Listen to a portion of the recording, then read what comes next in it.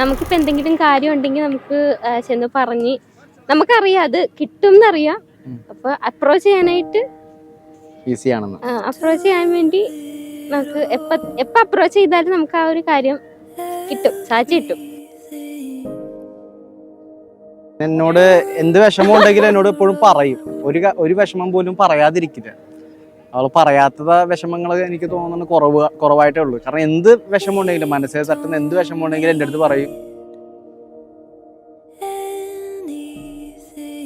ഞങ്ങൾ തമ്മിൽ 2 വയസ്സിനാണ് ഡിഫറൻസ്. പക്ഷെ മെച്യൂരിറ്റി ആയിരിക്കാന്ന് വെച്ചാൽ ഞാനാണെന്ന് പറയും, എനിക്കാണ് മെച്യൂരിറ്റി എന്ന് പറയും. പക്ഷെ എന്താ പറയാ, എൻ്റെ അപ്പയാണ്, ഞാൻ അപ്പ എന്നാണ് വിളിക്കണത്.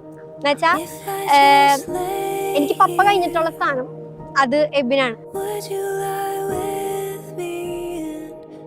ഞാൻ ശരിക്കും പറഞ്ഞാൽ എനിക്കൊരു ചേച്ചി എന്നൊരു സ്ഥാനത്ത് ഓൾറെഡി വെച്ചേക്കുന്ന ഒരാളാണ് എൻ്റെ ചേച്ചമ്മ. ഞാൻ ഭയങ്കര ഹാപ്പിയാണ്.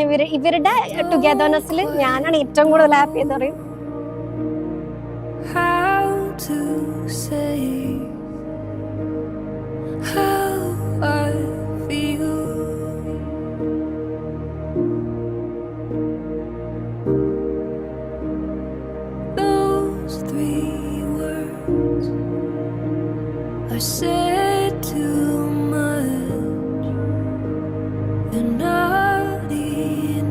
ഞങ്ങള് 4 പേരാണ് ഗേൾസ് ആയിട്ടുള്ളത്.